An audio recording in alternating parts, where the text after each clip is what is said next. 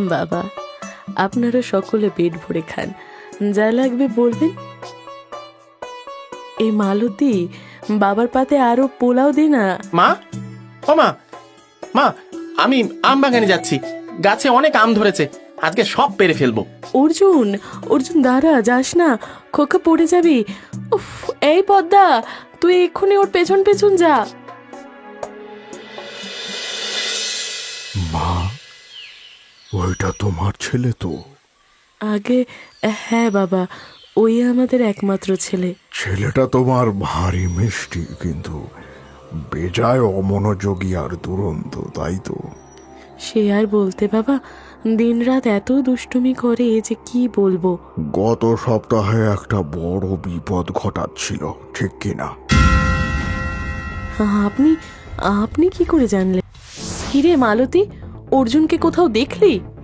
না গিন্নিমা, আমি ছাদ বাগান পুকুর সব দেখে এলাম, তিনি কোথাও নেই। মাধুরী, কি হলো, অর্জুনকে পেলে?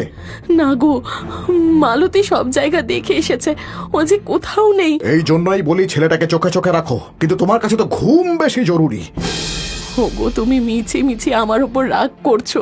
ও যে কোনো কথা শোনে না, কত করে বুঝিয়েছি জমিদার বাড়ির বাইরে না যেতে, তবু। আরে ও ছোট ছেলে, ও দুষ্টুমি করবে না তো কে করবে?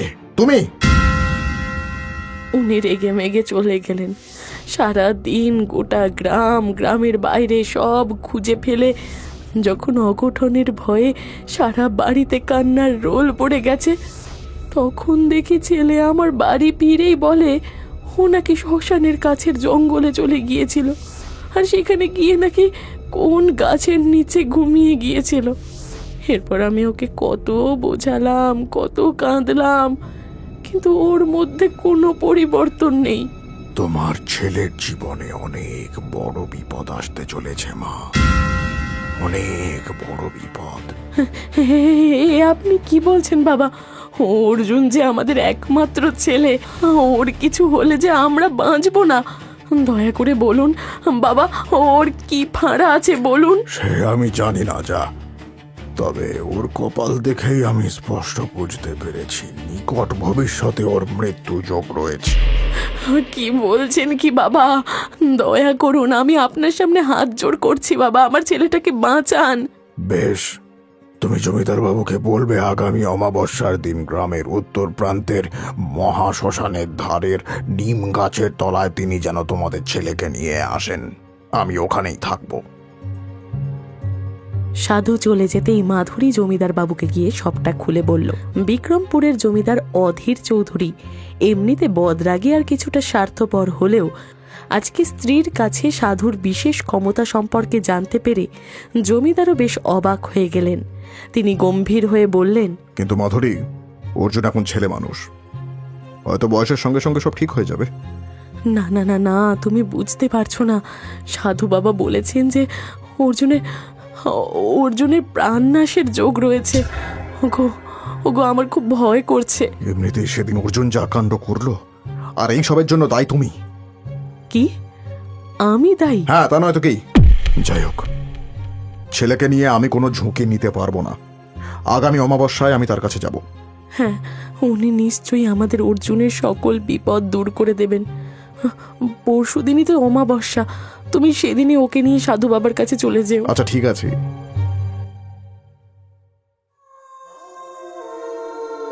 অমাবস্যা রাতে জমিদার তার ছেলে অর্জুনকে নিয়ে সাধু বাবার উদ্দেশ্যে রওনা দিলেন। শ্মশান পেরিয়ে গ্রামের শেষ প্রান্তের দিকে যেতেই দূর থেকে তারা দেখল এক জায়গায় আগুনের কুণ্ডলি দেখা যাচ্ছে। অর্জুন কৌতূহলী হয়ে তার বাবাকে বলল, বাবা, তুমি আমাকে কোথায় নিয়ে যাচ্ছ? বাবা, আমরা এক সাধুর দর্শন করতে যাচ্ছি। তিনি যা বলবেন তুমি সব মন দিয়ে শুনবে, কেমন? বাবা, এই অন্ধকারে আমার কেমন যেন ভয় লাগছে। তুই চিন্তা করছিস কেন বাবু, আমি তো আছি। আমি থাকতে তোর কোনো ভয় নেই। ওরা ধীরে ধীরে সেই নিম গাছের তলায় আসতেই দেখল নিম গাছের তলায় ধুনি জ্বালিয়ে এক তান্ত্রিক বসে রয়েছেন। তার লাল বসন, গলায় রুদ্রাক্ষ আর মাথায় বড় জটা। জমিদার গিয়ে দাঁড়াতেই তিনি চোখ বন্ধ অবস্থাতেই বললেন, আমি জানতাম তুমি আসবে জমিদার। আপনি চোখ না খুলে কি করে বুঝলেন যে আমি এসেছি? শুধু এটা কেন, আমি তো এটাও দেখতে পাচ্ছি যে তোমার ছেলের চারপাশে মৃত্যুর কালো ছায়া ঘনিয়ে এসেছে। খুব বড় বিপদ আসতে চলেছে। আপনি কি কথা বলছেন বাবা? অর্জুন যে আমার একমাত্র বংশধর, ওকে ছাড়া আমি বাঁচব না। পথ একটা আছে জমিদার, কিন্তু সেই পথ ভীষণ কঠিন। তুমি কি পারবে? পারবো, আমি সব পারবো বাবা। ছেলের প্রাণ রক্ষার জন্য আমি সব পারবো। আপনি বলুন। নীল সরস্বতীর আরাধনা করতে হবে তোমায়। নীল সরস্বতী? সেটা কোন দেবী বাবা? মানে আমি তো ওনার সম্পর্কে কিছুই জানি না, আর তাকে কিভাবে কোথায় পাওয়া যাবে সেটাও তো জানি না। আমি তোমায় সব বলে দেব জমিদার। আজকে অমাবস্যা, আজকের দিনে নীল সরস্বতীকে নিজের ঘরে নিয়ে গেলে ও তাকে বিধিবৎ পুজো করলে তোমার ছেলের সব বিপদ কেটে যাবে। হ্যাঁ, সব কেটে যাবে। কিছুক্ষণের মধ্যেই তান্ত্রিক আসন্ন পুজোর প্রস্তুতি নিতে শুরু করলেন। যজ্ঞের বেদি নির্মাণ করে তার সামনে একটা পাঁঠা দাঁড় করালেন। এই অন্ধকার রাতের নিঝুম স্থানে দাঁড়িয়ে অর্জুনের এমনি ভয় লাগছিল। সে বাবার হাত শক্ত করে ধরে দাঁড়িয়েছিল। এবারে পাঁঠার করুণ আর্তনাদ শুনে সে ভয়ে বাবাকে জড়িয়ে ধরে বলল, আমার ভয় করছে বাবা, বাড়ি চলো, এখনই বাড়ি চলো, আমি মায়ের কাছে যাব। মাও তোমাকে কাছে পেতে চাইছেন খোকা, চিন্তা করো না, এক্ষুনি তুমি তাকে পাবে। বাবার কতক্ষণ সময় লাগবে? আমার ছেলেটা যে ভয় পাচ্ছে। হয়ে গেছে জমিদার, এবারে শুধুই চড়ুই পাখির পালক আর খরগোশের রক্ত দিয়ে আহুতি দিতে হবে। ওম নমঃ।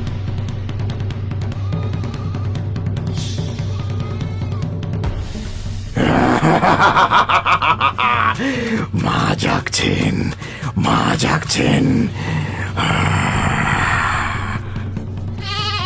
বাবা, বাবা, ছাগলটা এত চিৎকার করছে কেন?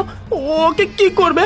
ওকেই তো আমি মায়ের কাছে পাঠাবো খোকা। ছাগলটা এত চিৎকার করছে কেন? সেই তো মাকে নিয়ে আসবে। জমিদার, এবারে আমি পাঁঠার বলি দেব, আর তারপরেই শুরু হবে আসল কাজ। এর পরের দৃশ্যের জন্য অর্জুন আদৌ প্রস্তুত ছিল না। তান্ত্রিক তার পাশে পড়ে থাকা খড়গটা তুলে নিলেন। তার মুখে পৈশাচিক হাসি আর আসন্ন প্রাণনাশের ভয়ে পাঁঠা তখন থরথর করে কাঁপছে আর চিৎকার করছে। রাতের অন্ধকার তখন গাঢ় হয়ে উঠেছে। তান্ত্রিক তার খড়গটা তুলে নিয়ে এক কোপ মারলেন, আর মুহূর্তের মধ্যেই পাঁঠার মুন্ডুটা মাটিতে লুটিয়ে পড়ল। রক্ত ফিনকি দিয়ে ছিটকে গিয়ে লাগলো অর্জুনের মুখে। বাবা, বাবা বাঁচাও, বাবা বাঁচাও, বাঁচাও ওকে।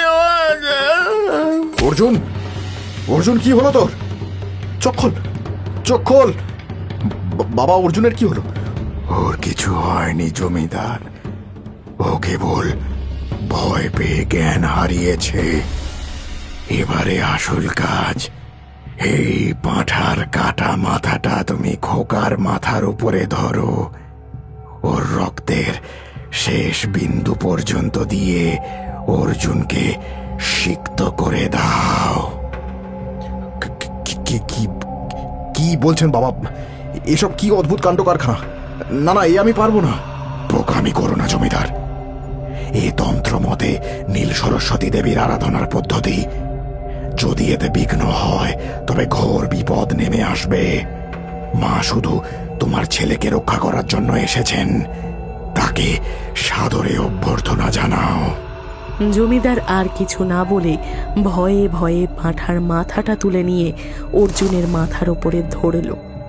কাটা মাথার থেকে ফোঁটা ফোঁটা রক্ত অর্জুনের মাথায় পড়তে শুরু করলো। তান্ত্রিক মন্ত্র পাঠ শুরু করলেন। ওম নমঃ নীল সরস্বতী রক্ত পিশাচিনী নমঃ নমস্তুতে। ওম নমঃ নীল সরস্বতী রক্ত পিশাচিনী নমস্তুতে। এই তো অর্জুনের জ্ঞান ফিরেছে। বাবা, বাবা এবারে কি করব? ওই কাটা মাথাটা যজ্ঞের বেদিতে আহুতি দিয়ে দাও জমিদার।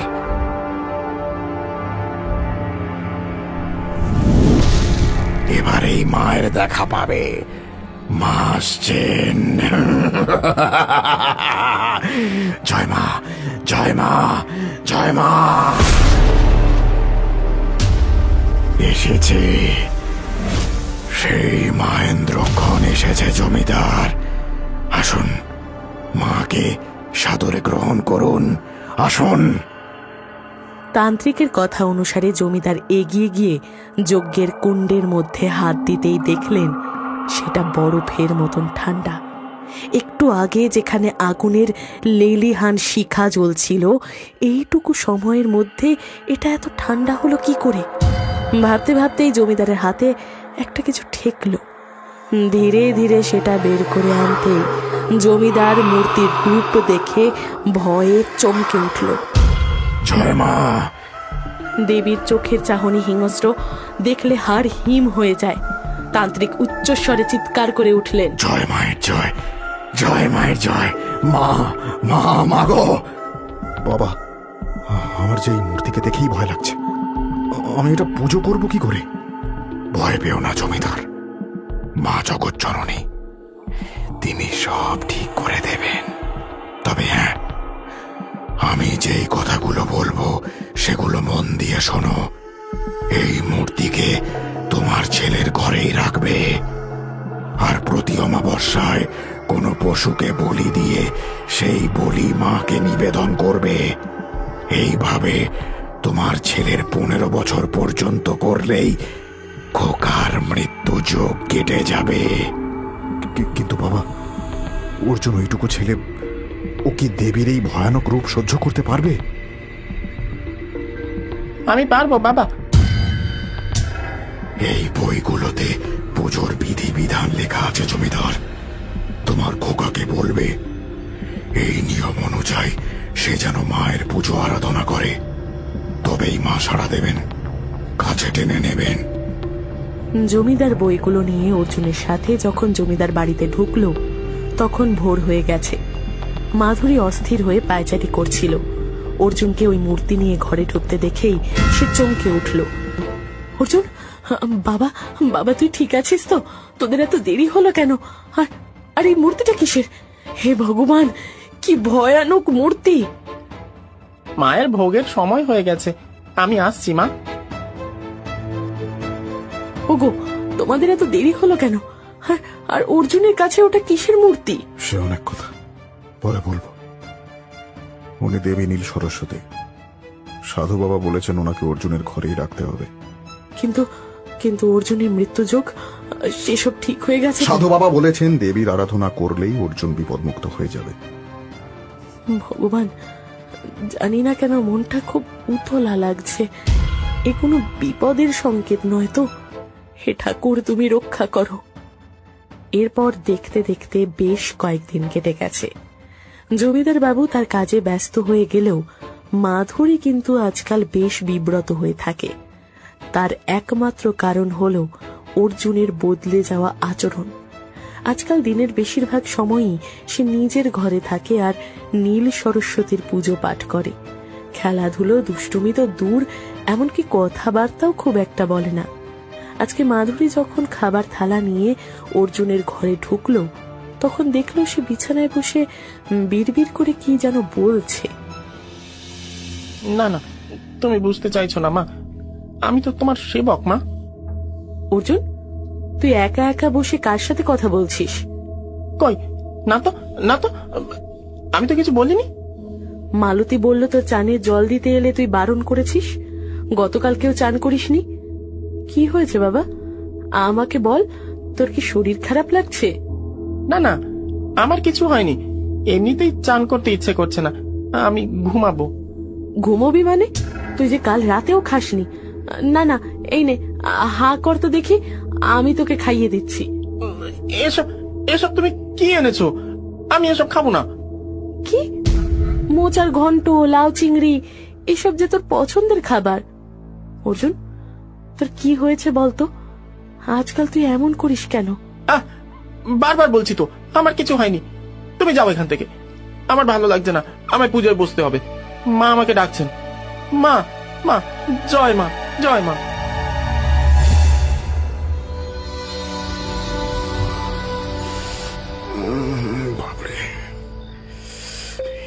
রাতে আবার পেটে কামড়, কি জ্বালা। আজকের ইলিশটা বেশি খাওয়া হয়ে গেছিল। না না না, যেতে হবে দেখছি।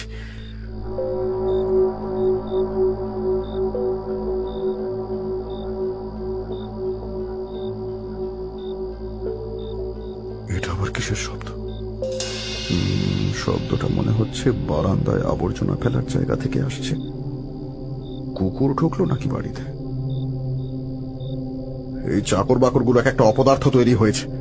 সদর দরজা বন্ধ করার নাম নেই, আর এই সব পোয়াতে হবে। জমিদার বারান্দার বাইরে আবর্জনার জায়গাটার দিকে এগিয়ে যেতেই চমকে উঠলেন। তিনি যা দৃশ্য দেখলেন সেটার জন্য তিনি একদমই প্রস্তুত ছিলেন না। বিস্ফারিত চোখে তিনি দেখলেন অর্জুন সেখানে বসে গোগ্রাসে আবর্জনার মধ্যে পড়ে থাকা বাসি পচা খাবারগুলো খাচ্ছে। জমিদারের যেন বমি উঠে এলো। তিনি চিৎকার করে উঠলেন, অর্জুন, এটা কি করছিস তুই? তুই কি পাগল হয়ে গেছিস নাকি? উঠে আয়, উঠে আয় এক্ষুনি। খবরদার, এগোবে না। আমার মায়ের আদেশ, আমি মায়ের আদেশ পালন করছি। ওরে তোরা কে কোথায় আছিস? হতচ্ছাড়ার দল যত! আরে তুই উঠে আয়, উঠে আয় বলছিস। এ কি কাণ্ড করছিস তুই? কি হয়েছে? এত রাতে তুমি এইভাবে চিৎকার করছো কেন? কেন চিৎকার করছি? ওই দেখো, ওই দেখো, ছেলে ওই আবর্জনার মধ্যে বসে ওগুলো খাচ্ছে। সারাদিন কি করো তুমি? একটাই কাজ দেখা ছেলেকে, সেটাও পারো না। ওমা ওমা, অর্জুন, এটা কি করছিস কি তুই? আসবে না, কেউ আসবে না। মায়ের আদেশ যে মানতেই হবে। মা মা ডাকছেন। মা। হতচ্ছাড়া অপদার্থ, দাঁড়িয়ে দাঁড়িয়ে কি দেখছিস? ওকে ধরে আনতে পারছিস না? দূর করে দেবো, সব কটাকে দূর করে দেবো।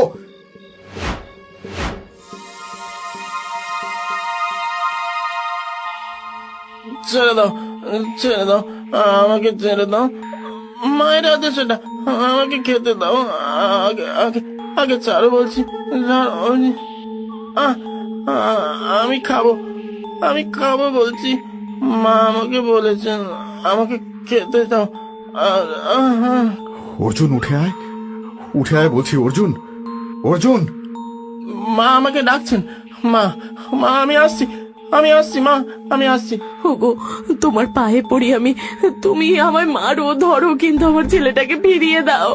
ও যে দিন দিন পাল্টে যাচ্ছে। ও চান করে না, খায় না, কথা বলে না, দিন রাত ওই মূর্তির সামনে বসে পুজো করে, মন্ত্র পাঠ করে। ওই তান্ত্রিকের কথা মতন আমি তো প্রতি অমাবস্যায় বলি দিচ্ছি, সে রক্ত নিবেদন করছি, কিন্তু অর্জুনের অবস্থা খারাপ হয়ে যাচ্ছে কেন? শুনছো, আমার কিচ্ছু ঠিক মনে হচ্ছে না। এসব কিচ্ছু স্বাভাবিক নয়। ওই মূর্তি কোনো সাধারণ দেবী মূর্তি নয়। তুমি ঠাকুর মশাইকে গিয়ে সবটা খুলে বলো। তোমার জন্য, শুধু তোমার কথা শুনে আমি ওই সাধুর কাছে গিয়েছিলাম অর্জুনকে নিয়ে, আর দেখো দেখো কি থেকে কি হয়ে গেল। আমি আর কিচ্ছু ভাবতে পারছি না, কিচ্ছু না।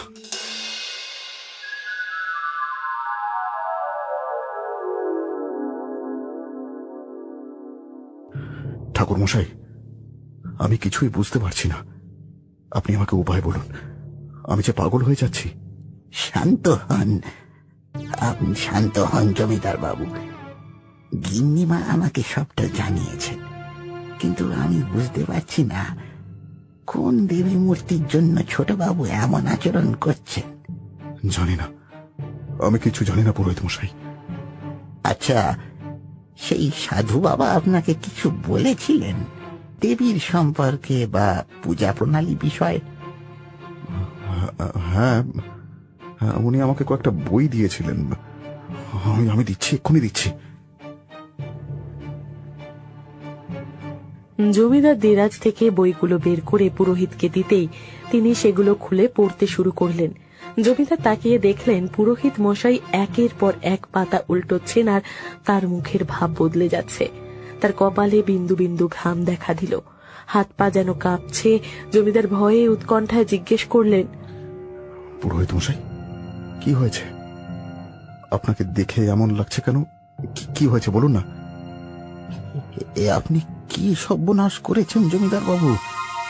এ কি ভয়ানক জিনিস ঘরে এনেছেন? না, কি বলছেন আপনি? এটা যে দেবী নীল সরস্বতীর মূর্তি। সাধু বাবা বলেছিলেন ওর পুজো করলে অর্জুনের মৃত্যুযোগ কেটে যাবে। ভুল ভুল, সব মিথ্যে জমিদার বাবু। ওটা কোনো নীল সরস্বতী দেবী নয়, ওটা নরক থেকে উঠে আসা দেবী মাকুলি, নরকের অপশক্তিদের দেবীও। ওর আরাধনা করা মানে সাক্ষাৎ বিপদকে আমন্ত্রণ দেওয়া। আর যে ওর পুজো করে, যে ওর পুজো করে তার কি? বলুন ঠাকুর মশাই, বলুন। তার মৃত্যু অনিবার্য জমিদার বাবু, অনিবার্য। এমন মূর্তি তো কোনো শত্রুও কাউকে দেয় না। ওই সাধু বাবা কেন এমনটা করলেন? সাধু বাবা, সাধু বাবা, আমি যে ওনাকে চিনিও না, দেখিও নি কখনো, তবে তবে উনি আমার এত বড় সর্বনাশ কেন করবেন? উনি কে আমি জানি না জমিদার বাবু, তবে তিনি আপনার চরম সর্বনাশ করার জন্য ওই মূর্তি আপনাকে দিয়েছেন। কারণ ওই মূর্তির আরাধনা করার অর্থ সাক্ষাৎ মৃত্যুকে নিমন্ত্রণ দেওয়া। পুরোহিতের কথায় জমিদারের পায়ের তলার মাটি সরে গেল। তিনি পাথরের মতো দাঁড়িয়ে রইলেন। এবার কি করবেন জমিদার বাবু? তিনি কি অর্জুনকে নিশ্চিত মৃত্যুর হাত থেকে রক্ষা করতে পারবেন? ওই সাধু কেন এমনটা করলো?